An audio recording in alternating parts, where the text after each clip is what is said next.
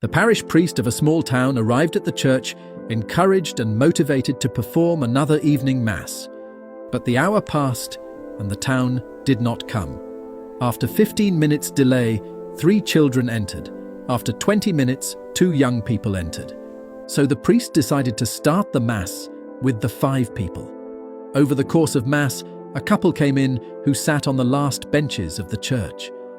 When the priest preached and explained the gospel, another half-dirty person came in with a rope in his hand. Disappointed and not understanding the cause of the weak involvement of the faithful, the priest celebrated Mass with love and preached with enthusiasm and zeal. On his way back home, he was robbed and beaten by 2 thieves who stole his folder where his Bible and other valued belongings were. Arriving at the parish house and bandaging his wounds, he described that day as the saddest day of my life, a failure of my ministry, and the most unfruitful day of my career. But never mind, I do everything with God and for Him. After 5 years, the priest decided to share this story with parishioners at church. When he was finished telling the story, a couple in that parish stopped him and said, "Father, the couple in the story that sat at the back was us. We were on the brink of separation because of several problems and disagreements in our home. That night, we finally decided to divorce. But first, we decided to come to church one last time as a couple, and then each one would follow their path. Meanwhile, we left the thought of divorce aside after listening to your homily that same night. As a result, today we are here with our home and family restored."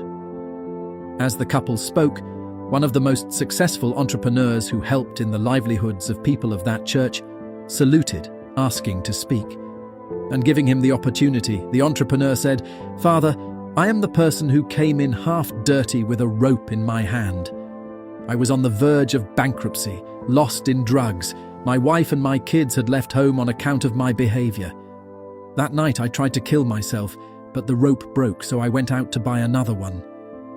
When I got on my way, I saw the church open. I decided to come in, even though I was really dirty and had a rope in my hand.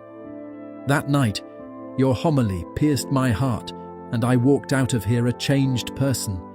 Today I'm off the drugs, my family came home, and I became the most successful businessman in the town." At the gate of the sacristy entrance, the deacon shouted, "Father, I was one of those thieves that stole your belongings. The other one died that same night while we were doing the second robbery. In his briefcase, there was a Bible. I read it every time I woke up in the morning. After all this reading,